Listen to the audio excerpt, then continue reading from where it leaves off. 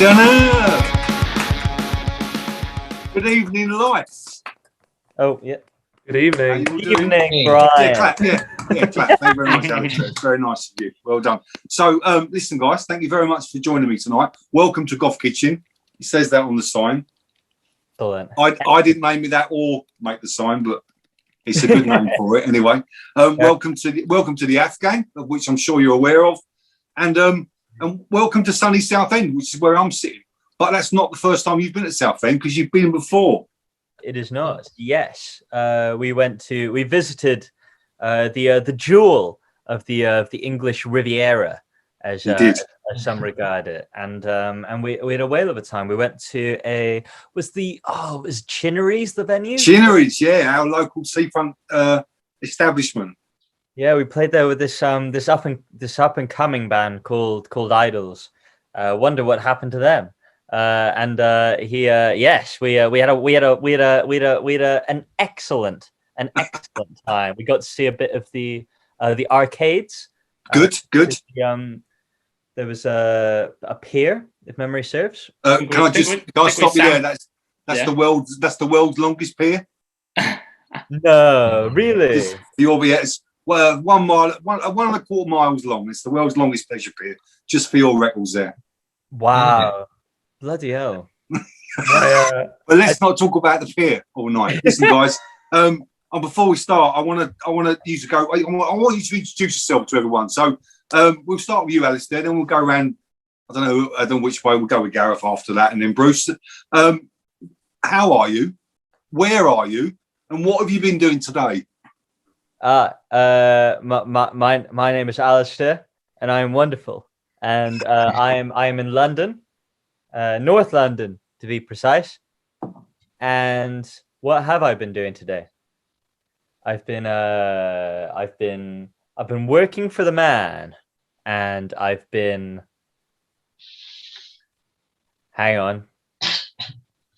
pithy, interesting factoid, giving your viewers an insight into my dramatic and flamboyant life. I rearranged some books because they were I shelf over there. Not done a good job. I'm looking at it, and it's already That's fine. That has been my day. Oh, look at me. I read books as well. It's a productive Tuesday. Well done. Thank you. Gareth, same to you, mate. Where are you? How are you? And what have you been doing today? Well, I'm in South London, other side of the river from the wonderful Allistair. Also working for the man, mirror image. And what else have I done today? Can't say it's quite as exciting as rearranging books, frankly. I did some shopping. Hey, that's important.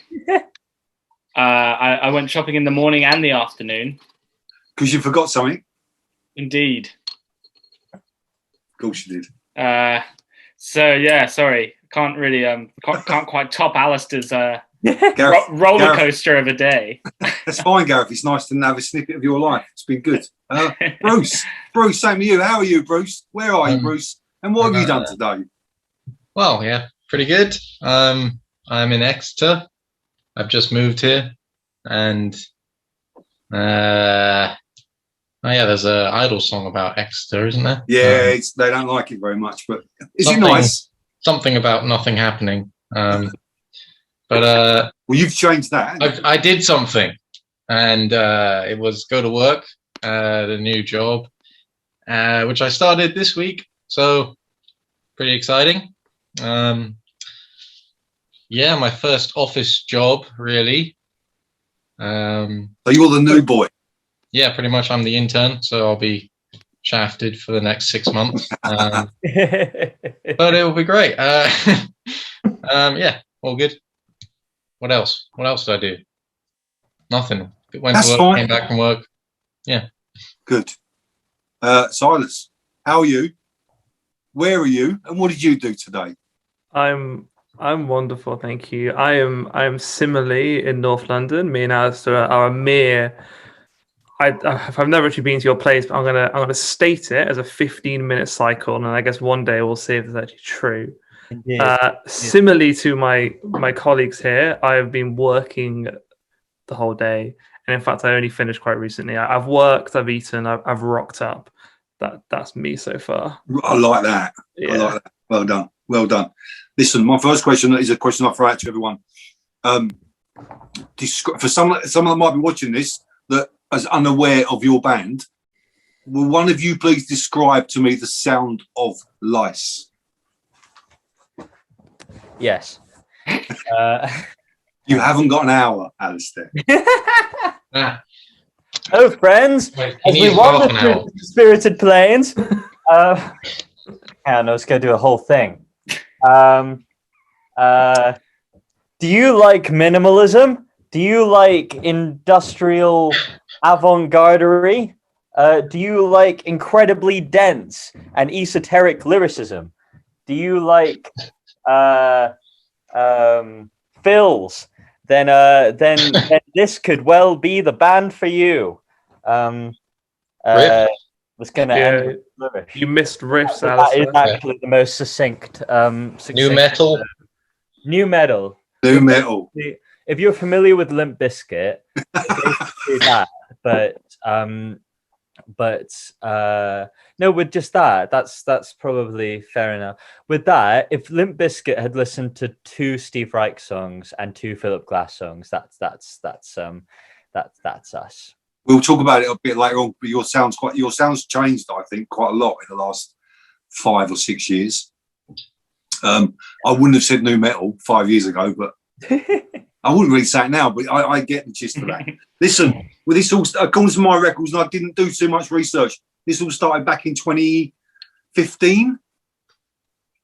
23rd of November 2016, I believe, was the first ever Lice show with Monsieur Bardsley.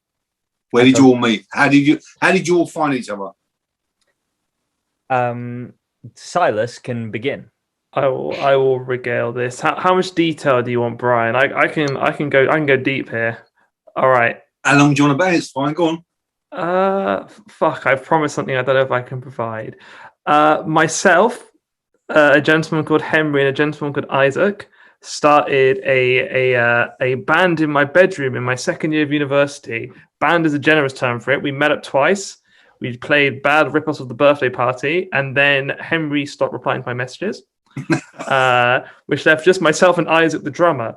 To which I, failing to meet anyone else, published a note on a Facebook page at Bristol University advertising fellow members to join us in what we're doing, which went something along the lines of, well, this one was actually fairly gentle, I think. I think it was looking for bassist and singer, want to sound a bit like the birthday party, want to sound a bit like the pop group. To which Gareth here thought, that's a fucking great idea. In fact, me and Gareth had actually met at a party at my house several months beforehand, in which I'd insulted him and then left. And for some reason, he found that a captivating characteristic of mine. And thought, I would say that's something I've retained. I'd like to think an uncharacteristic thing for me to do, but plausibly it is characteristic. Anyway, us 3 merry men started practicing in the student union in Bristol.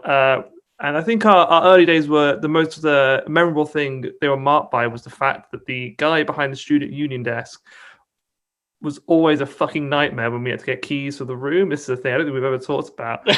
So there's one music room for bands at the Bristol University Student Union. It's at the very bottom, down this kind of very dingy corridor. And in this room, there is a single cupboard filled with band gear belonging to the Bristol University Livestock. Gareth had smartly acquired membership for that society such that we could use that gear and use the drum kit it had. But to actually find access to the room, we had to book it in advance, and this proved a pain for us over many sessions in which the man behind the desk refused to acknowledge our pre-booking, refused to give us the keys. and in general, it was a thing. Anyway, more importantly, after we were hanging around like this for a bit, writing kind of bad birthday party songs, we decided actually we should find a singer.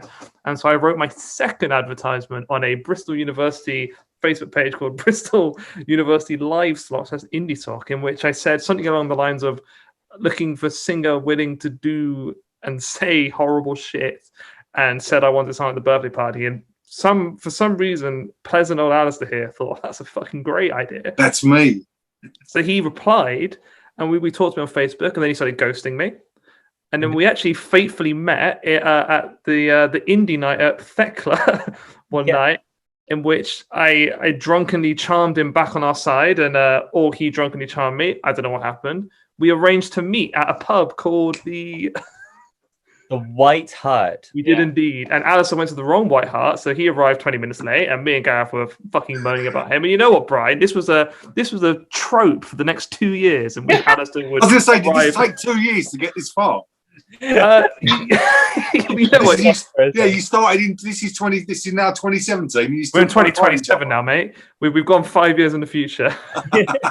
No, I'm going to keep on dragging this story out. We met Alastair. He showed us something he'd written on GarageBand on his laptop. It was shit. But we thought, fuck it. That doesn't matter. We dragged him back to my room and we played him what we've been doing. And he thought, that's fucking way better than what I've been doing. Goddamn right. And then our relationship started. And we spent many a session writing music with the wonderful Isaac. And then eventually Isaac departed and was replaced by this man here, Bruce Bardsley. And then we continued to write music in Bruce's basement, and on, and here we are now. And here we are now in Goth Kitchen. Allistair, was this the first band you've joined? You've been in bands before. So when I met Silas, part of the reason that I was initially slightly reluctant was that I didn't like him. I sensed his character immediately. It was not for me. I had so I was in first. Silas was in second year. I was in first year, and this was right at the start of the year as well. And you know how like you go to uni, so scrabble around, sort of make friends. It's a little bit Darwinian. And I'd met this one guy on my English course in like the first week that was interested in music. I owned a guitar, couldn't really play it. Still couldn't if it was here now. But we were like, oh, we should do a thing. So we've actually never talked about this in an interview as well. You're getting some goddamn exclusives here, Brian. Nice. But we met up a few times in Baydock Student Union, which was one of the blocks at University of Bristol.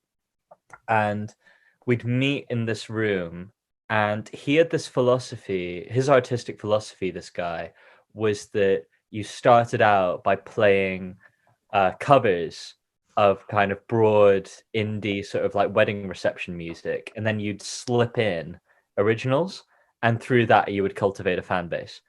So I met up with this guy a few times, and he would just try to teach me, like, I think he tried to teach me a Royal Blood song guitar once. And he also tried to get me involved in pyramid selling. I don't think I told you guys about that. A pyramid scheme? He tried to make you join a pyramid scheme. Yeah, I went in one day, and there was this can of an energy drink just on the table, so positioned weirdly. And I didn't really register it. And halfway through, he just kept taking sips of it and looking at me expectantly. And at one point, he just goes, "You might have noticed that I've been drinking this." And I was, "Yeah, what is it?"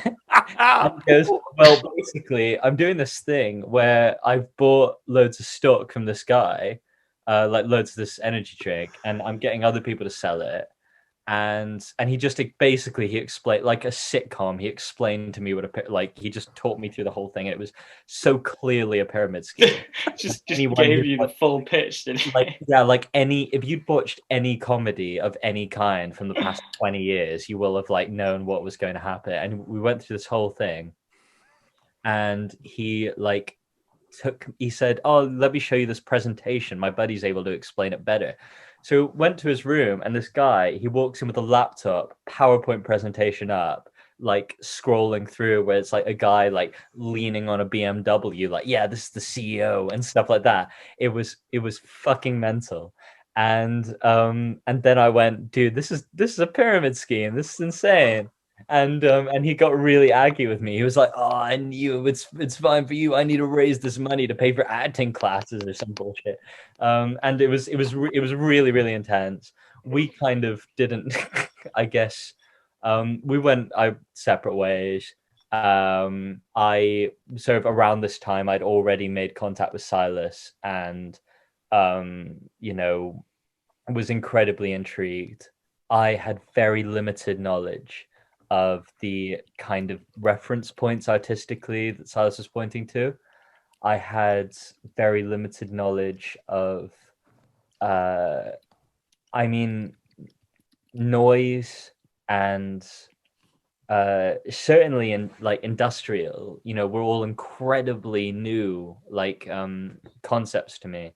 What were you listening to at the time, Allistair? Like standard issue indie fare. I basically, to be honest, through my teens, I didn't have an enormous amount of interest in music, full stop.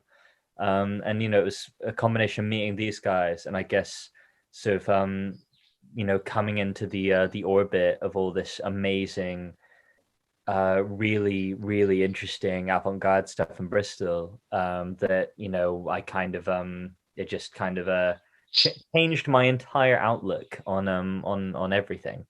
But yeah, I remember going into, you know, like meeting with these guys and going to Silas's place after I eventually found the Bright White Heart. And Silas had a Dan Electro 12 string, and him and Gareth played a very early version of, you know, what would eventually become the song "Love Your Island" from It All Worked Out Great. And yeah, it was just like, you know, it just it's weird to think now, but at the time it genuinely felt like just the future to me. I was just so completely like inspired by it and blown away. And yeah, and then yeah, I guess that was it. We sort of met. Then we met Bruce, and as Silas said, it just sort of, you know, fell into place. And yeah. Bruce, have you played in bands before?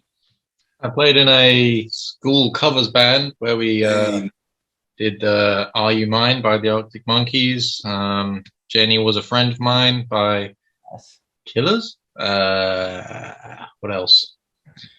All the classics, mate. Oh, Danny California. Yeah, them. And yeah, that was the kind of first thing. And then Lice was, yeah, the second thing. Yeah, and at the time, I didn't know any of the reference points either, the Birthday Party or anything. I was kind of into metal. So yeah, it was kind of different for me as well. And yeah, all good though. And Gareth, I've told you this before. I think you were born playing the bass guitar. I do think it's that, because I've said to you before. I'm not boosting you up at all. You are the best bass player I've ever seen live. Oh, that's very seriously. Maybe I'm nice. You've unleashed his ego, Brian. What have you done? Don't do this to me. Well, I mean, I've told you this before. Your first band, Gareth? You've been in bands before? Yeah, well, I just it kind of similarly to Silas and Bruce in a way. I'd had been in a couple of school cover bands during my high school years, and then was like clawing about as once I started uni to kind of find a band to start writing music with. Very unsuccessfully, may I add, to start with. You know, trying to find people I vaguely knew and begging them to play in a band with me. And apparently that doesn't work. What you should do is post an ad on Facebook in a very pragmatic fashion. Yeah, so yeah, just basically played in covers band before, and then joined with Silas, and had no idea of any of the reference points, which is basically the most enticing point of the ad for me was when I went, oh, I've heard of none of these bands. All of them sound ridiculously savage. I think I'll learn to like this. This guy, and what Silas didn't mention is when I met him at the party previous to us meeting up to jam together, was with my housemate who I was trying. One of the people I was begging to form a band with me, and Silas, we bumped into Silas, and he was ragging on our music taste, and I was trying to find some common ground, and basically couldn't. And I went home and was like, "Oh, that guy seemed pretty cool. He knew a lot of weird bands. Shall we ask him to come play with us?" And my housemate was like, "Nah, he seemed like a prick." At which point, after seeing the Facebook ad, I was like, "Yeah, this guy does seem like a prick. I think I will go meet up with him." Okay. Do you remember the first? Sorry, go on. No, go on. I was saying, do you remember the first rehearsal you had, the four of you in a room? What it was at the student union. Was. Yeah. I remember that well. So you all got there together for the first time.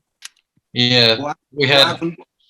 So there were older songs which Isaac, the previous drummer, had recorded pretty much, and I had spent I was working with Gareth at the internship, and then they had Isaac drumming.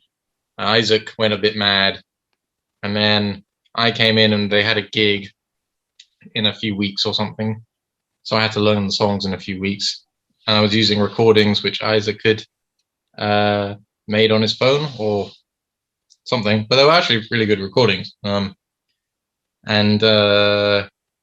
met in the student union and tried playing the songs through, and then just kind of got ready for that first gig. What was that first gig? Was it the Proctor's Rights? Proctor's Rights, was it? Louisiana. Oh God, we don't know. No, it was. How long ago was the? It was Louisiana. Yeah. The time scale then between that rehearsal you all had, the four of you, to that gig, just a couple of weeks. I think it was pretty short, yeah. And then it was like we had 2 or 3 gigs in a row on the first, very first run or something. So what sparked us asking Bruce to play this is we kind of managed to somehow sneak our way on as the first band on at the beer cellar supporting Fat White Family, and that was a moment which was really exciting for us because we were really into the band at that point, and B, a moment we didn't want to fuck up. So we kind of had some serious discussions because I don't know, at that time Isaac wasn't really remembering songs from sessions or whatever, and we decided to get Bruce in because we met him, we liked him, we knew he'd do a good job, and here we are now. Exactly. The name Lice, where'd that come from? I remember when we met in the White Hart. It was Isaac had left. Because originally I met with Isaac, Gareth, and Silas, and there was some kind of football match on at the White Hart. This is the White Hart on for any Bristol people watching on Park Street, and there was some football match. I remember it really vividly. Kind of watching and pretending I was into football, like you often do when you make friends. And so sitting next to Silas and going, "So had you thought about what this thing was going to be called?" And Silas said, "Oh, we're kind of hoping that you'd come up with some ideas as well, but the current front runner is Lice." And I said, "I think we could keep looking." and we thought about it.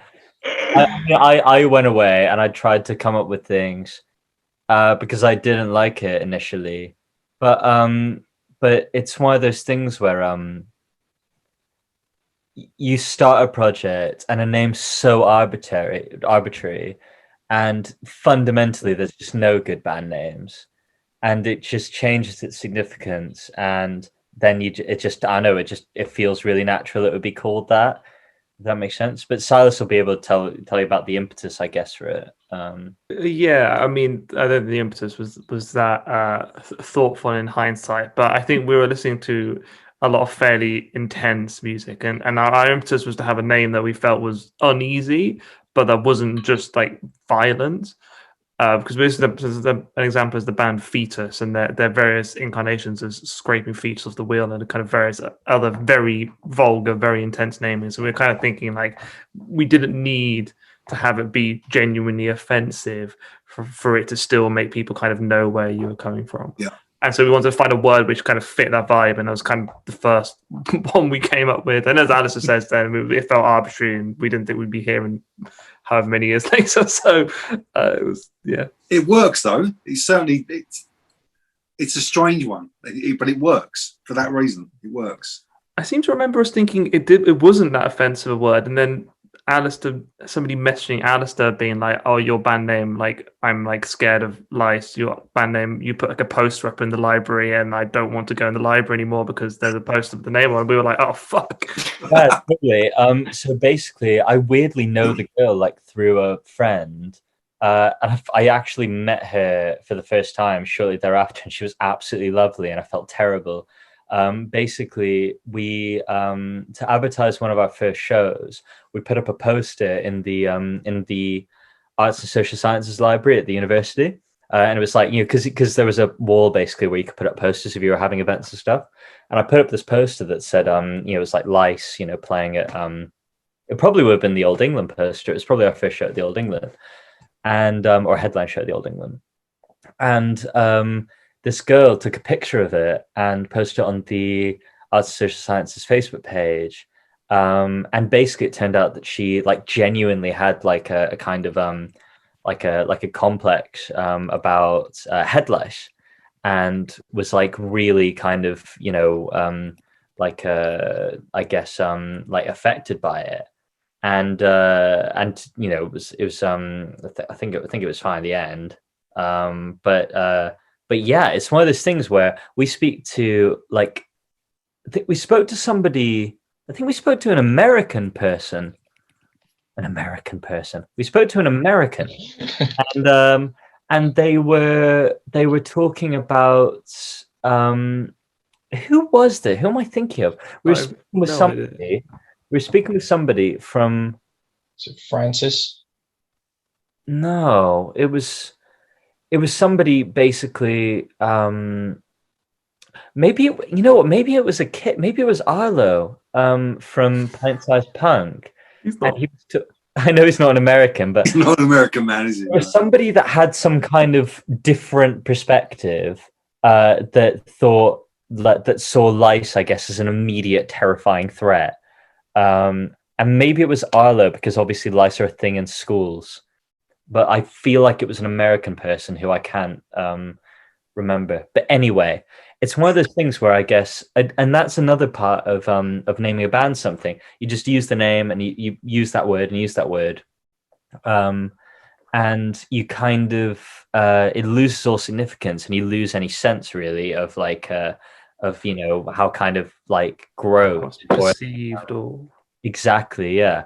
So it's one of those things where every once in a while people go, that's a fucking horrible name. That's like, that's such a fucking grotesque, like, unsettling. It's just not a nice word though, is it, at all? Exactly. But it works. So people don't forget that name. So your gigs have started. You're gigging around Bristol. Mm-hmm. You remember the first gig outside of Bristol? Where was that? The Lock Camden Tavern? Lock Tavern. All the way to London. Yeah. Who were we playing with? So Where was that? Spain, wasn't it? So yeah, we'd met. We basically, it was like a week before the gig. We were on a bill at the Crofters Rights in Bristol with Shark Dentist, Fish, who were later to become Sorry, Dead Pretties, and that was it. I think it was us four bands. I think Shark Dents were headlining, weren't they? Yeah, they were. I think Shane were meant to headline. Their management said they weren't allowed to play out of London at the time. I remember very specifically. The reason. Yeah. We must be like exactly. But right after that, so Campbell, who played guitar and sung in Shark Dentist, was promoting Lights in London under Black Cat White Cat, and he had this festival at the Lock Tavern the week later. And so right after the show, he came up to us and was like, do you want to come and play a festival I'm putting on in London next week? And we were like, at the time, you know, it was like the most exciting prospect, having played, you know, not even really that many shows in barely got Bristol. out of the student union at this point, haven't we? And we're being asked to like go somewhere outside of Bristol, and we're like, holy fuck. Losing our shit. Yeah, exactly. And so that was the first show, and it was like, I mean, it was a wild night. I love the megabus, and then a megabus straight back. Was it? Yeah. That venue was a swanky little wine bar now. There's no gigs there anymore at all. I saw my first Frauds and John gig there. John were on support with Frauds. But I do believe the Lock Tavern was the first venue that Idols played in London as well, many years ago. No way. Oh, really? Yeah, I'm sure it was their first. They hired a coach from Bristol to take 20 people down to London for that. Oh, they did better than us. We went through a phase of our lives where we'd be regularly taking the megabus up to London for a gig and then taking the megabus down afterwards. I remember the highlight from that Camden gig was don't tell the story. Don't tell the story. Don't tell the story. It's I don't even know what the story is. It's an amazing story. I got really drunk, and I'll tell it. I got really drunk. I tried to get a taxi back to and I spoke to the guy. That's not to Bristol. Like how expensive would it be for me to get a taxi back to Bristol? And he just looked at his meter and looked back at me and went, it would be like £300. But also we'd literally have to spend the entire night together. And I'm not ready to do that. And that was literally exactly how the conversation went. And then by ways and turns, I managed to make it back to the safety of our good friend Matt Baker's place, who actually, when I think about it, you know, he was a bit of a I feel like I've never really adequately thanked him for this, but he really helped us out in those early London shows. I feel like we stayed at his place and Bex's place like quite a few times. I have a very fond memory. I'm jumping ahead a few months here of us playing at the Wimble Brixton for Shame's Chimney Shitters, in which Allistair had worn a delightful leather catsuit, but it had kind of like I say catsuit. It kind of had I'm pretty sure it was a gimp suit. What was it now? Yeah. It was some sort of a female gimp suit. Yeah, I weirdly provided it. I have a delightful memory of coming in the room the next morning to see Alastair like asleep on the sofa wearing the leather gimp suit still. was that the Windmill you said? Yeah, so we played a gig at the Windmill. Shame had invited us down after the Fat White Family gig to support them at their then, I think, fairly frequent event called Chimney Shitters. And it was kind of our loosest stage of the band where Gareth wore a kind of a white jumpsuit and like, what are those goggles? Like kind of steampunk. These like steampunk scuba goggle thing, and Alistair was just wearing a gimp suit with a shirt on top, so he could like unbutton the shirt. I just revealed that I was, and no shoes, socks though. Yeah, I went through this phase of not wearing shoes whenever we played because I think the first couple of shows we played, I felt like I kept tripping up on things. So I just my solution was to not wear shoes, and I remember there was one early show where like Gareth just poured a full beer on me for some reason, and I remember coming off like, even as illogical as this was, like just thinking to myself, I thought to myself that the next day, I'll just charge my computer, thinking to myself the next day, like what if, because I was surrounded by cables. And like, could I have stepped on something in one of these shitty venues that we were playing at? So I just jolted myself. So I returned to wearing shoes. You don't think about those early shows in terms of, I guess, just how stupid they are when you're finding your feet and you're just wearing weird stuff. And it's gimp suits and steampunk goggles. Did you just think that's what London people like? It's what Gareth liked, I think. Yeah, I think so. Well, honestly, it was like, yeah, those first shows, got the beard strokers in. People like, oh yeah, this really challenging, new band, and yeah, and then we all like worked out, I guess, like actual coherent concepts for what we were doing artistically, and yeah, then it was like yeah. But by that point, we'd gone through all the kind of weird possible incarnations of just hype band gimmickry. Yeah, I was kind of hoping you were going to be like the next Lux Interior, but you didn't really seem as comfortable in tight leather. There was a period in the early days of Lice. I feel like a huge part of my experience was just occasionally getting a Facebook message from Gareth. And being just like so mortified because it would just be a link with, oh, you should buy this, and I'd open it and it would be like assless chaps or just like some just bizarre outfit. The best thing was this kind of they were like little denim shorts that only went down like that, like oh yeah. I forgot about those. They were like denim Speedos, but they had a zip.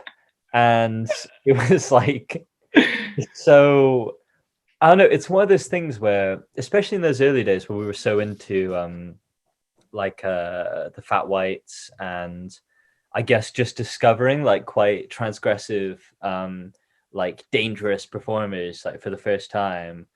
It's one of those things where it has a magnetism and you kind of want to replicate it, I guess, until you sort of find like your own way of doing things.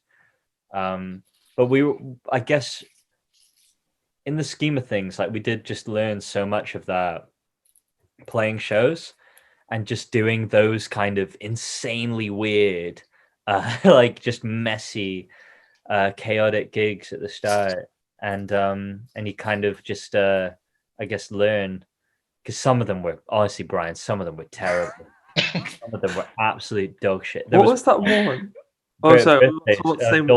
Sorry, not Birthdays, Dolst. What was it called? It was Far School of Dancing. Just right across from Dalston Junction Station. That's hands down the worst. It was like a hipster bar with an old dance school underneath it. That was also the first time we saw Yao, because it was this same Campbell guy invited us to play at his night, and we did our usual thing. We kind of rocked on the Megaburst. There's a Tesco's nearby. We went and bought beer, and then we drank in the streets for a bit. I seem to remember that being what we did then.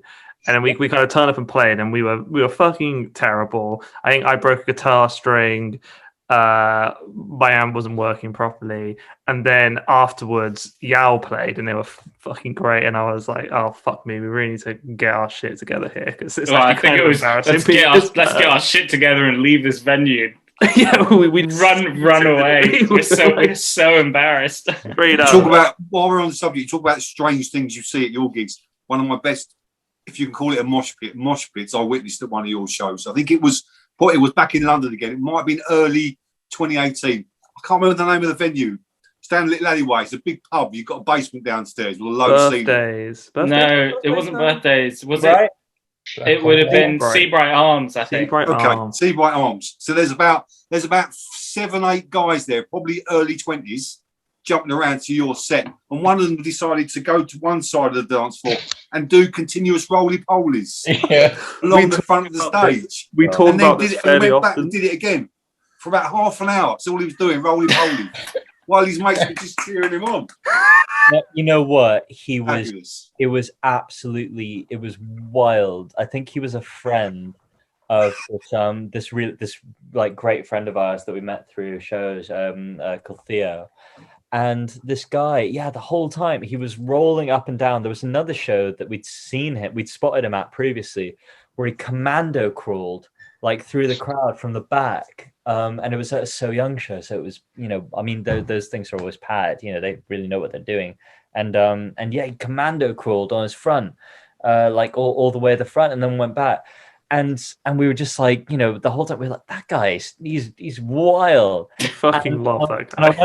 And I went out to, like, at the end, he kind of like came over, He was like, "Oh yeah, really good set, man," and he's just like completely normal. You're like, the guy looks like he's just been like beaten the fuck up because he's obviously been trodden on by about 60, 70 Combat people. rolling, combat crawling. No, these were like primary school roly polies. So good. Over and over, backwards and forwards for about half an hour while you're just doing your thing. I'm just standing back going, "What the fuck is going on?" Loved it. You started recording some music. 2016, Nutmeg EP arrived. Indeed. Early demo tape, basement tapes, whatever you want to call them. Was that recorded live? I don't think it actually was. I think that was that first one. We recorded the whole thing in Bruce's basement that was mentioned earlier when we. Oh, that was with Oscar, right?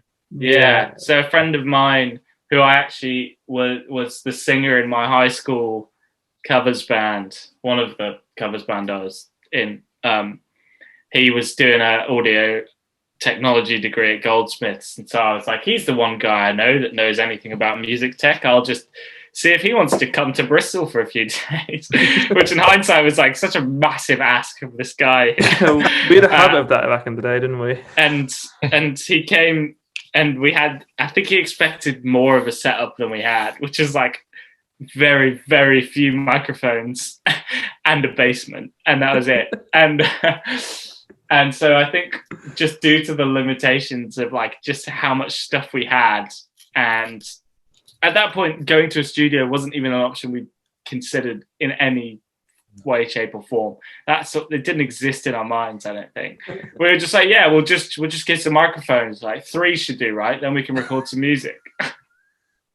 And so we had to make do with what was there. I think all the drums were recorded on 2 or 3 microphones going through an analog mixer with like 4 channels on it, and all the drums had to be recorded as one stereo mix straight out of that, and then all of that had to just be somehow manipulated to make sound good. So no, the answer is no. It was recorded. It was multi-tracked in a really, really ad hoc way. So the following year, April 2017, Human Parasite arrives. Was that recorded differently? That was recorded with Dom Mitchison. So in the intervening period, Lice, off the back of the Nut Milk tape, we felt confident enough to actually speak to a producer. You know what? Actually, he reached out to us, and I remember being so excited about that because this was Dom Mitchison, who at the time was looking after the Malthouse Studios.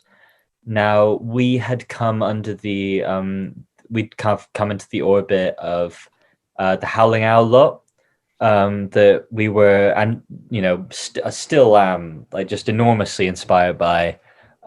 He'd worked with Spectres and Oliver Wilde, and he was in Velcro Hooks, and he'd worked with the Naturals. I think he'd done bits of Giant Swan. He was like,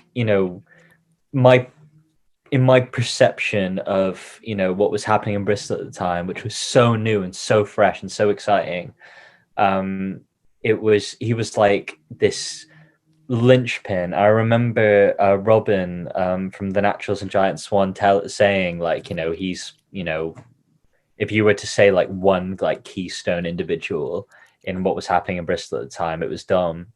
And he reached out to us, and I remember him saying that was the first time he'd ever reached out to a band rather than be approached. And we immediately hit off. We basically made these big plans for recording a full album at the Malthouse and releasing it that year, and that would have been in our first year of being in Lice, really. In the end, that didn't come to pass. Some of those recordings would years later end up on It All Worked Out Great. But by that point, through that we got to know Dom, we We got to know the space. We absolutely loved it. It's this quite small studio in Bristol, all red. It was red everywhere, and Dom had some interesting ideas. He had like a tin of like a tomato soup that had a pickup in it, and he'd like some as a rudimentary microphone, and he was really he did a few kind of weird things like that, and we got this deal with a small label called Big Score, who kind of formed out of Golden Arm Management, who were looking after Sorry and HMLTD and like a few bands that I guess were in our circles. This guy called Charlie Williamson, who had released the Nut Milk tape on his own thing, Wintermute Tapes, and been a huge fan of us, a huge advocate of us early on. He goes, "Hey, I'm starting this new label," which Yowl, funnily enough, would later be released on, and you know, be great if you fancy doing a single. So we went in and did this, and I guess the most interesting thing about it is probably that intro that never appeared on streaming. Yeah, Silas, do you want to talk about that? The thing is, what was the inspiration for that? Because it was this kind of this sequence of industrial hits, which kind of sped up and sped up and sped up, and then the song started. But we weren't particularly listening to industrial music at the then. I think it was a Psychic TV thing. So we were listening to a lot of Psychic TV. There was this live version of one of their songs called Unclean, which was on an album called Batch Cap, which is a venue in Germany, I think. And we were fucking obsessed with it. And we were listening to that a lot. So I think we got the idea that I think that was our first foray into industrial style music. But I think the Human Parasite to me is kind of the most Lice has ever sounded like Lice. Like coming out with these first songs we wrote. That's when that was a period in time which we still really identified with what had made us come up with that name in the first place and what our first like principles were or something. And that kind of song for me is when all those things came together, and that was when we really sound like Lice. And then from that point onwards, we kind of stopped sounding like what Lice was to us when we started. But we've kind of, I guess, assigned our own new characteristics to that term. But in terms of original Lice, that was kind of the peak, I think. There was also the B-side, which was Pervert Endeavour, which was like an early attempt at doing a faster, more, I guess, technically demanding. It's like a jilted hardcore song, basically. It was like Psychobilly meets like tech rock or something with this like kind of really standard indie chorus in the middle. It was a fucking bizarre song in hindsight. And that was like the first song I think that. Oh no, it wasn't. We did one of the first songs where it was more written as us four. Yeah, because Human Parasite was still mainly us, but not as much you, wasn't it, Bruce? So that was like completely your drums. But yeah, Pervert Endeavour wasn't it? The first one. Oh no, Human Parasite as well. I think it was. No, Human Parasite was from scratch with Bruce. Yeah. Yeah. Oh, fuck, I remember fucking that in. So you were still gigging around a lot during this time? Yeah. How often's a lot for you guys? We did a tour of Bad Breeding around then. Yeah. Okay. What else did we do? First Idol shows. We played the Brutalism tour in 2016. Okay. We did, didn't we? Was that 2016? Was that 2017? Oh fuck yeah! 17 was Brutalism tour. Yeah. Early 2017. Yeah, so 2016 was Bad Breeding, and then Human Parasite and Brutalism tour at the same time. Yeah, you're right. So that was 2017, wasn't it? Yeah. Yeah, 2017 we did that Yowl tour. I've got the calendar up now. That was 2017. November 2017. That was Yeah. 2018, following year, Stammering Bill. Yeah. Your first release on Balley. Indeed. The label owned by Marco and Talbot. Indeed. How did that happen? So we had 1 second. in sort of mid-late 2017, we had we built this clout, I guess, in sort of like, you know, these trendy like London circles, and we were quite confident and had become very serious about Lice and what we were doing. and it was very much maturing as a project, like artistically. And Marco had previously signaled interest in managing us. We'd learned self-reliance, I guess, through the fact that it's so hard to get bookings when you start as a band and you don't know anything. We booked all our first headline shows. We, off our own backs, managed to sneak on somehow to supporting the Fat White Family and the Fall in like our first 10 shows or something ridiculous. We got on our own like touring opportunities and the big score thing, like record thing. So we felt, I guess, quite cocky. Like we sort of felt like, oh yeah, we can just do everything. And then we hit this point, I guess, where we were like, you know what, let's do this. Like, let's really do this. And we decided that we should speak with Marco again about the possibility of him managing us. So after the Yowl tour, which was very successful, we closed at Thekla, and we did this northern run. Yeah, we organised that ourselves, didn't we? So we played in Hull with Luma. So Ben had messaged us on Facebook being like, do you want to come play? And that was in our kind of loose days where we were like, yeah, fuck it, that sounds really great. Let's do it. Let's try and get a couple of shows around there.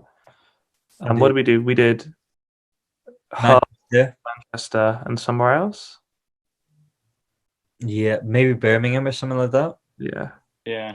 So we have strung a few shows together up north, which we'd not really been before. Perhaps only a few times. And we were going back to Cheltenham and staying with Silas and at his parents' place. And we decided one of these days to basically meet up with Marco at a service station, where basically we just said, hey, we thought about this, and yes, we would like you to manage us. Service station for practical reasons. That wasn't like our choice. we weren't like, it's got to go down at the M5 services, Marco. Don't do any disservice to that service station. It was magnificent. That was to this day the best service station I've ever been to. I seem to remember everyone having a pint apart from me because I was driving and being pretty pissed off about that. That's a common theme in this band, by the way, Brian. Me being angry about not being allowed to drink some driving. We'll get to that bit. I'll have my moment. I'll hold tight. But yeah, basically what came out of that conversation is Mark became the manager of Lice, and we spoke, I guess, towards the end of 2017.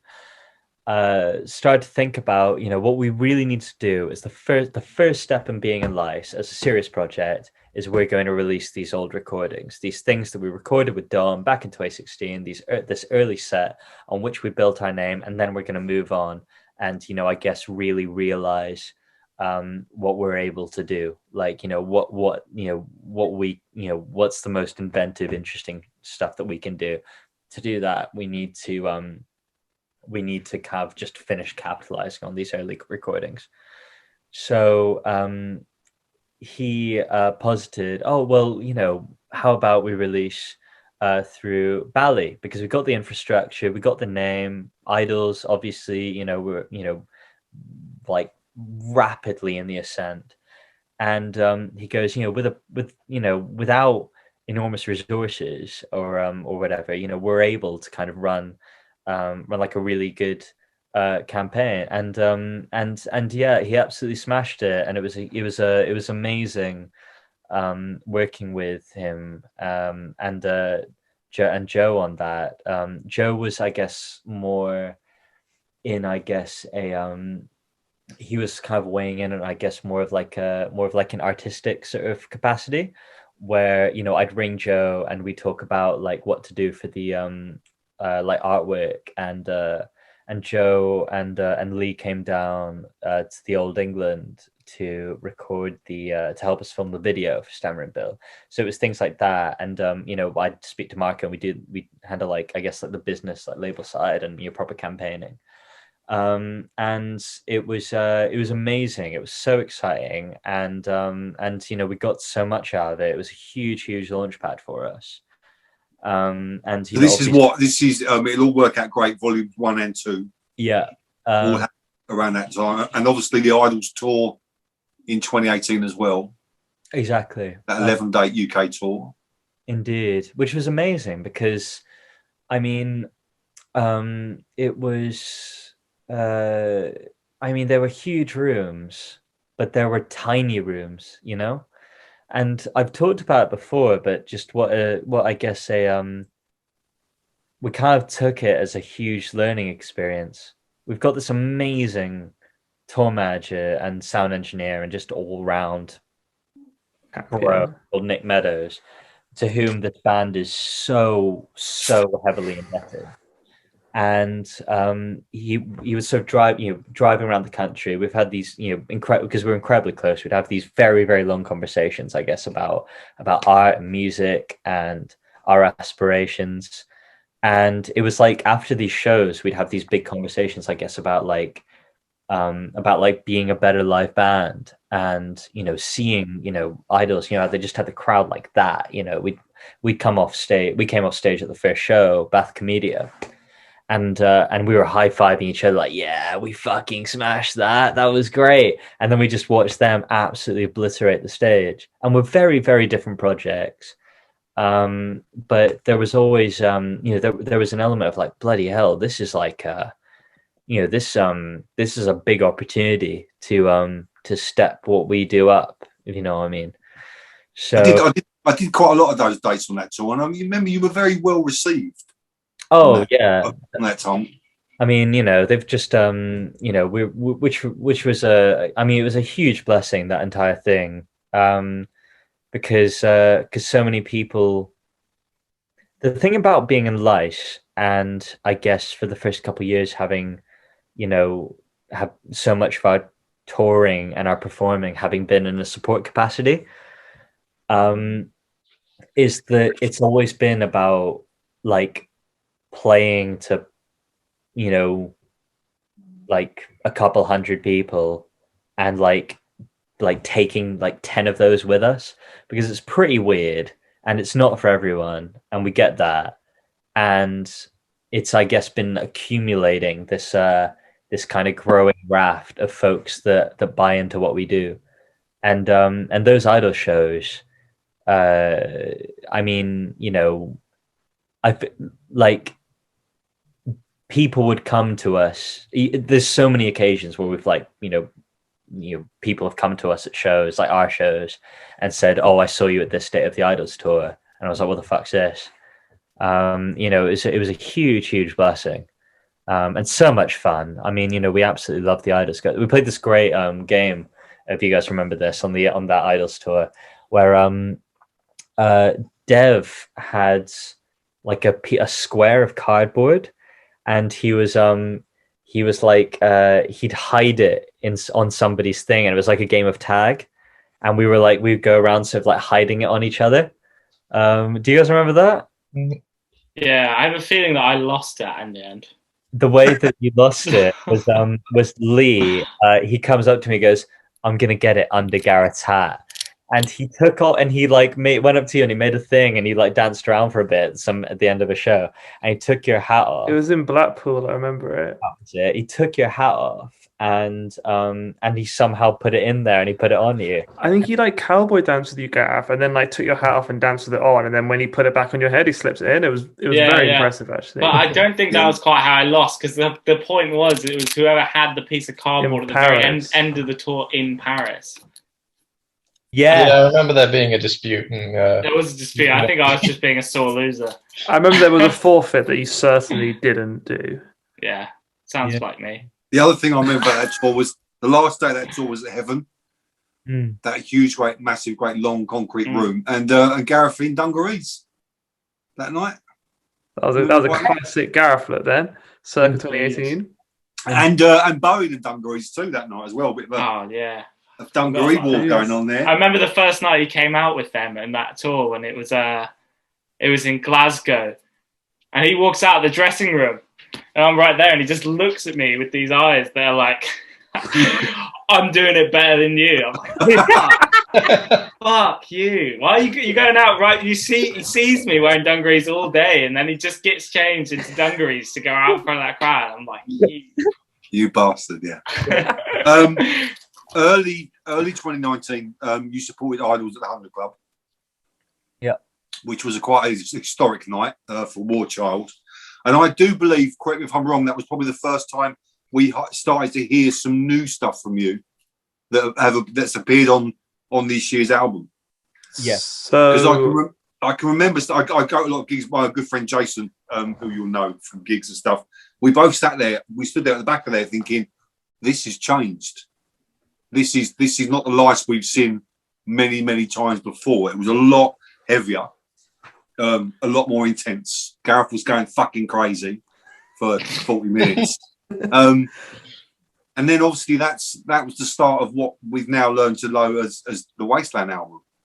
How long were those songs with you before that album was recorded? So I'm only saying it because I think it's very different.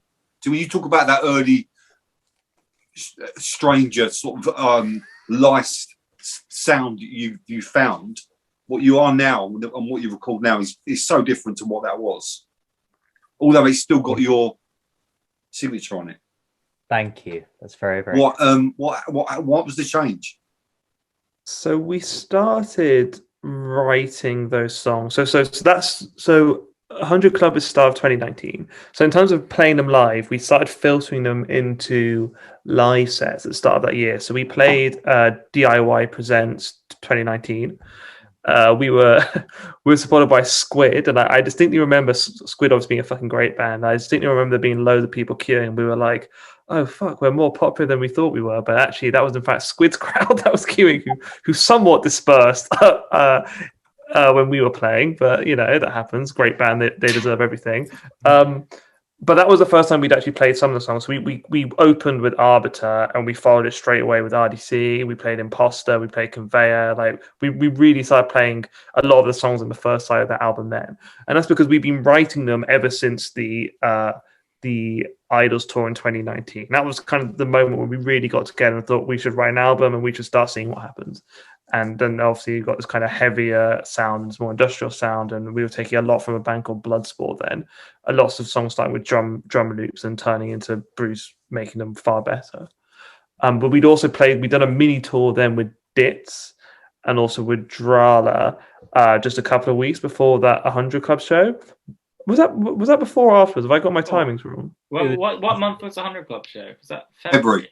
Oh, okay, so it was afterwards, wasn't it? Sorry, my bad. Yeah, it was the other way around, I think. Yeah, but they were the first shows, and actually there is, if you go on YouTube, if you're sleuthing enough, I seem to remember there was a live video of us playing in Nantes from around that period, where actually a lot of the set includes really early versions of a lot of the songs on Wasteland. Indeed. 2020, 3 singles have started to appear from the album throughout the year that no one could go out and gig. And it's only last year now, but it seems like yesterday, but it also seems like a decade ago. It was a very strange year, 2020. But what were your plans for that year? Well, it was really interesting. We were kind of reminiscing about this, I guess. Like for something else as well. When we released Conveyor as the first track from Wasteland, also coincidentally the first song, and we went out on this tour in March 2020 to promote it, and that was technically our first ever UK headline tour, which was amazing because, as I say, Lice, we've been kind of accumulating people that buy into this and this kind of like weird, bizarre niche, I guess. And it kind of, in many respects, it felt like just meeting like rooms of like our people for like the first time. Do you know what I mean? Yep. And it was an amazingly just exciting and rewarding thing. But we set off at the start of March, and coronavirus was still like it was the kind of thing that people would make sort of like slightly wry memes about, and like, you know, you'd open Facebook and people would just be making like, you know, just like sort of jokes about it. And like we were on the road, and it was like it was when we were on the road that we started, you know, I guess keeping an eye on the news and Twitter, and like seeing like just how like destructive it was going to be, and seeing how completely fucking abysmally the handling of it was going. And it was like, and it was like every city that we went to, like progressively people were just like a bit more spooked about it. And eventually, you know, we kind of got towards the end of the tour, and you know, it was the government was like, you know, fuck, you know, we need a lockdown, and you know, we cancelled the last 3 dates of the tour, which would have been London, Brighton, and Bristol. I mean, and the thing is, like, we're having discussions every day in the van about what's going to happen, because we start the tour being like coronavirus is a thing, but like surely we'll be fine to finish this tour, and like who knows what's going to happen. Like, and then suddenly Italy goes into lockdown, and we're like, oh fuck, are we following that suit? Yeah. And then as Alistair says, like it kind of gets more intense every night, and then we had support acts dropping out in London and Bristol completely reasonably, and then our line kind of became like, we're gonna, when the government kind of actually start shutting down music venues, will shut it, and then it went that way, and we left tour to go straight into that first lockdown. Yeah, it was hard. I mean, it was hard for everyone, really. But did you had your plan to release the next 2 singles in that year? Yeah. Did you ever think about not, because you couldn't go and play them live and promote them? Did you think about maybe? Well, did you delay the album? Obviously, the album came out in February this year. Was it always going to be released then? So we started recording it in February 2020, and the plan had been to record everything in the 2 weeks we had there, and we didn't quite finish it. And then at that point, coronavirus wasn't really a thing, so we were like, you know what, it's fine. We'll either do it when we come up to Leeds to play a show, or we'll do it a couple of weeks after that or something. But then obviously with coronavirus actually properly locking down the country at the end of that tour, we didn't get a chance to go back into the studio and finish it for until the first kind of lockdown ended. Which actually I think was really beneficial to the album. Maybe we could talk about that in a bit regarding the Internal Remore. But actually, I think we were planning on putting the album out in November, but I think realistically, it was always going to get pushed back as we kind of got through everything we needed to, and the singles were able to buoy us through. But I think Gareth can maybe talk about logistics better than I can. Yeah, I mean, it was planned for like the latter part of 2020 originally, but just based on the fact that we could get it all recorded, we were meant to sort of go, as Silas said, like just go in maybe just after that tour we were on and finish it up, but that all got totally thrown out the water. And I don't know if we actually considered just not releasing the music. I think at that point, like in terms of like just pushing back all the singles and everything, because like Conveyor was out, we kind of started down that path towards the record before the world shut down. And I think at that point we were so impatient to like reveal our new identity. And because at that point we'd parted ways with Marco to start managing ourselves again. And we kind of felt, and we'd started our own label to release things on. And we had all this kind of like enthusiasm for self-reliance once again, and I think that, and time also, and like I'd basically lost almost all my work, having worked in like record labels, freelance, and live music, and like everything kind of fell through at that point. And I was like, right, well, no, at least I've got time to work on Lice. So I think through that kind of collective enthusiasm for the new label we'd started, and the return to self-reliance, and that finally revealing this new identity, we didn't really have much of a conversation about not pursuing it in 2020. We were sort of like, well, we've got the music and this album's ready to go. Like the longer we wait on this, the less we'll enjoy the release, I guess. Yeah, totally. Because sorry, go on. It finally arrives in February this year. There's some fantastic response. Like a really good response. I mean, I very rarely read reviews of albums, but because it's just someone's opinion, and it's But if I listen to it, if I like it, I like it, and whatever that may be, so to speak. But I listened, and then some of the reviews were just fabulous for that album, and it went down really well. But then, like I said to you, it's a very different, like you said, Gareth, your new identity. It's a very different sound, and it's a big progression from the Lice that we knew and loved years back to Wasteland, what this album is. And you said yourself, it's a concept album. I think I've listened to it every other day since it was released. It's just it's a wonderful, brilliant album. You must be very proud of it. That's incredibly kind. Thank you very, very much, Brian. We really appreciate that. But yeah, more than me now. I want to hear it live, though. Oh, tell us about it. We are I want to hear it in its entirety, so track, start to end. Well, that is happening in June. Is June? Yeah. Yeah. So we're doing live shows. We're doing social distance live shows in June, and I think they're both sold out now. And they are going to be album start to finish. Each song is each, and we really need to start practicing what lockdown ends, because it's been a long time since we've been in a room together playing. But it's been incredibly exciting, I think, releasing the album. It got far more attention than I think we expected, which is quite a weird feeling to have in some way. But it was really gratifying just to see people actually really engage in it. And a lot of people, and you're kind of saying it, like, the sounds changed a lot. And we had a lot of people messaging us being like, oh, wow, like I didn't expect it to sound like this, and in some cases I didn't expect to actually like it that much, which is fine. We're kind of used to that. But I think as a group we are proud. I also think we've kind of immediately turned our heads forward, or whatever. Like, we've kind of really excited about the album, and it comes out, and then immediately we're looking forward to what we're doing next and writing new music and stuff. It's very hard to sit still, I think. You didn't do any social? I haven't done any socially distanced gigs. I think the whole concept of sitting at a table with waiter service, watching a band, goes against everything I like about live music. So I haven't done one of those yet as such. It's going to be a very strange experience, though. Yeah, I didn't attend any when they were kind of about in last autumn. We were considering whether we should just wait, but I think we're too excited to play, and it gives an opportunity to play the album in a slightly different setting, I think.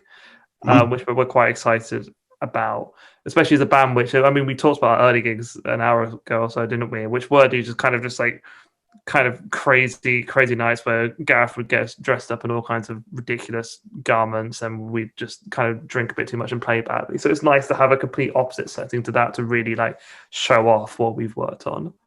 Exactly. It's one of those things where I don't think that we would have. There was a long time where we wouldn't have gotten that much out of it, and we wouldn't have enjoyed it as much, and I think people wouldn't have gotten as much out of it.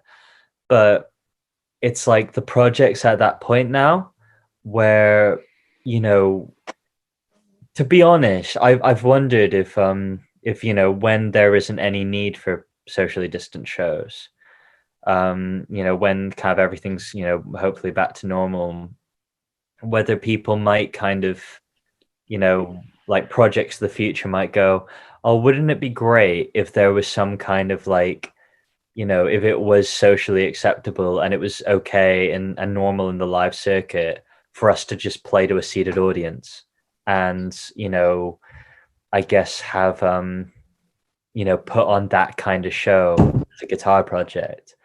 It's going to be, obviously circumstances around it, tragic, and obviously we're compelled to do it this way, but it's going to be really special getting to play it in this show, and getting to play it in this setting, and I guess I think we'll really feel it, like, oh god, this is how far we've come from those just dog shit chaotic early shows. It's like roly polies along exactly. the like, I will encourage. Wonderful. I encourage roly back polies. at the tables. Getting kicked out. Sit down, mate. Go on. We'll set up a space for roly poly. It'll be fine. Roly poly pit, like a baby pen. I would fucking love that. I really hope that guy comes. We need to find out who he is. So what? So socially distant. Let's imagine all this social distance stuff's over. Everyone's vaccinated. Everything's looking a bit better. Is it just a big full-on tour somewhere on the cards? November 2021, we're going to do a full UK tour. It's going to be fucking lit. I'm so excited. Because thing is loud, need it loud. Oh, it's going to be loud. I think my ears haven't rung for about 18 months. We'll change 30, that, Brian. And it's fucking annoying. I used to lay in bed, I couldn't sleep because my ears were ringing. But now I haven't had that for so long. It's frustrating as shit. I mean, it's frustrating as well. Not even as a band, not even able to rehearse and stuff. Like, so we did a session for BBC Introducing in the West in October. It was actually on my birthday. The little tidbit there, and I remember we kind of got into the room to rehearse and we started playing together. And I was like, "Fuck! Like, I've not played music that loud myself, and it feels fucking great." And so I'm really looking forward to rehearsals, even just being able to like get in a room, actually put my amp on near max volume, not piss off my housemates, and just like fucking let rip. And I'm sure that'll become really annoying for everyone else when I'm not playing my parts and just taking the piss. But I'm excited. Listen, I can't wait. We've been talking for an hour and a half now. We really should wrap up and get on with this little quick fire before we finish. I want to thank you first for your time. It's been a wonderful chat and a right good insight to the life of Lice, to put it that way. Thank you for having me. And I thank you again for this album you've finally produced, because it's something very, very special. I hope you're very proud of it, because I know, and there's a lot of love out there for it. So I can't wait to see a room full of people enjoying that. With a beer in their hand and going for it again. Those days are coming. That's it. Quick fire. The idea of a quick fire round is you've got 10 questions each. The first thing that pops into your head. Don't generally do what Lee from Idles does and spends an hour over each question, because he loses the concept of quick fire. Allistair, you're first. You're up first. Then it goes Silas. Then it goes Gareth. Then it goes Bruce, and back to Allistair. So Allistair, you're up first. First question, what's your favourite Lice track? Conveyor. Silas, same question. Imposter. Gareth, same question. Serrata. Bruce, same question. Deluge. Allistair, what's the best band ever? The Naturals. Do I have to pick a band? Can I just pick Steve Wright? No, sorry, you've got a different question. Well, your dream support slot. Your dream support slot. If you could support anyone, who would it be? It would be a sit-down gig. It would be Steve Wright playing the whole of the Desert Music, supported by Lice playing the whole of Wasteland. Gareth, what's the strangest thing you've ever eaten?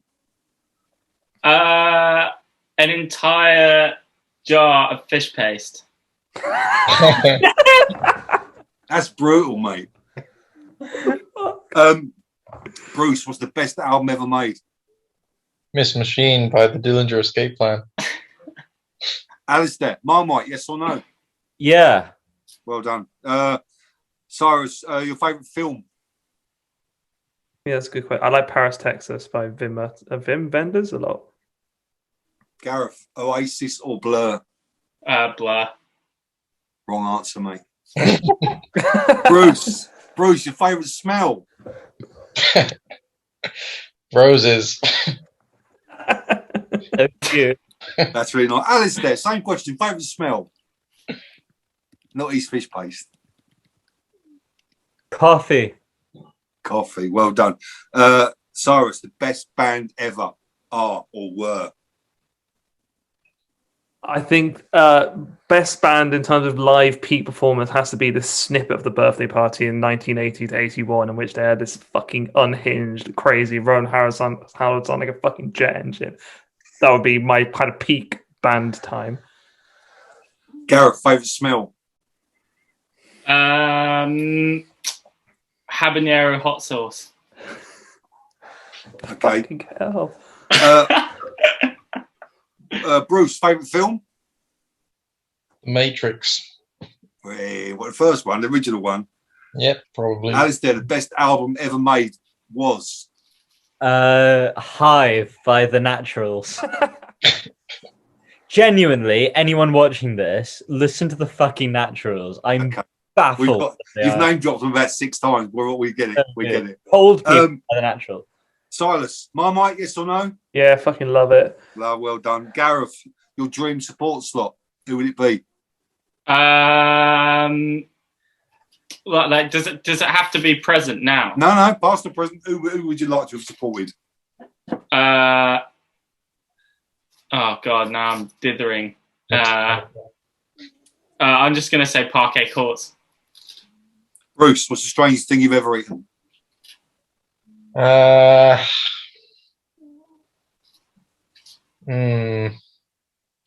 like octopus, maybe. Or from Iceland? Don't know. Somewhere in Africa, I've eaten some sort of octopus variety. Allistair, favourite film? My favorite film. I love Planes, Trains, and Automobiles. Yeah. I watch that at least twice a year. Cyrus, favourite smell? You know what? I've had time to think about this, and I still haven't thought of it. The favorite smell I've ever smelled was after the March tour. I had my first beer. We all became anyway. I had a Hoegaarden, and I cracked it, and the smell of that Hoegaarden fucking got me going. It was so good. Lucky that I had sunbeams coming in from outside. It was just like light, got this glorious thing, and the kind of cold fumes coming off the top. That's the best smell I've ever smelled. Nice. Gareth, best band ever? Are. It's very tricky. What's the first one you thought of? The Fall. Bruce, Blur or Oasis? Blur. Wrong answer. Allistair. Can't be Oasis anytime. Never. The strangest thing you've ever eaten? The strangest thing I've ever eaten. I went to a restaurant when I was 15 or something, and I think I had elk. Would have been elk, but it could have been fucking anything. I was an idiot. Okay. Cyrus, the best album ever made was? Brian, you're really getting me here. Go on. Oh, I just want to say The Desert Music by Steve Reich again, so I'm just going to say it. Okay, it's fine. Gareth, Marmite, yes or no? Yeah. This is almost a full house. Well done. Bruce, your dream support slot. Who would you support if you could?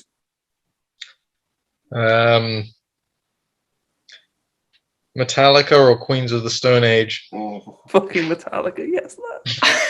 That'd be awesome. That'd be awesome. Allistair, Oasis or Blur? Oasis. You see, right answer, mate. Well done. Well done. Cyrus, the strangest thing you've ever eaten?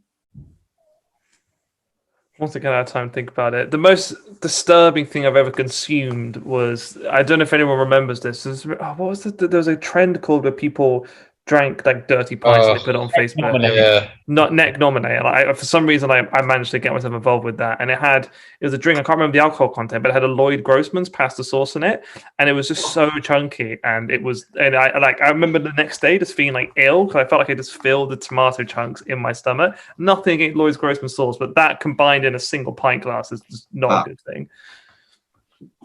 Gareth, the best album ever made was?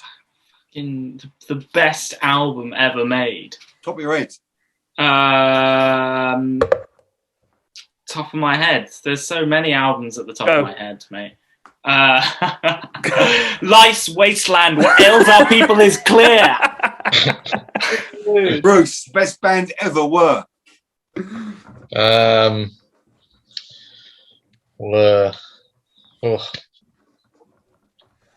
Mastodon. Huge. Allistair, dream support slot. Who'd it be? Oh, the fucking Strokes. Cyrus, Oasis or Blur? Blur. You know Sorry. I'm going to say. Gareth, your favourite film? Favourite film? Scott Pilgrim versus the World. Well, yeah. Hey. Bruce, Marmite, yes or no? Yes, but you can't put full too house. It's a full house. Yeah. Do you know what? I spoke to Girl Band 2 weeks ago and they all said no to the Marmite question. That's mental. They're losers. I'll never listen to Girl Band again.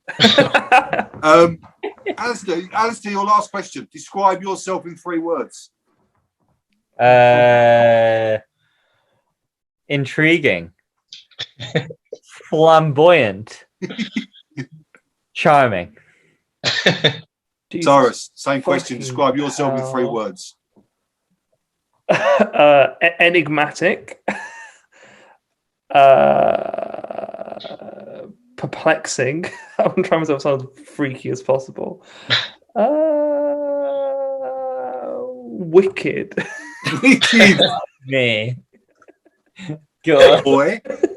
Gareth, describe yourself in 3 words. Nihilistic, smelly, and loud. Bruce, your last question. The last question to all of you tonight. Bruce, describe yourself in 3 words. Quiet, loud, and confused.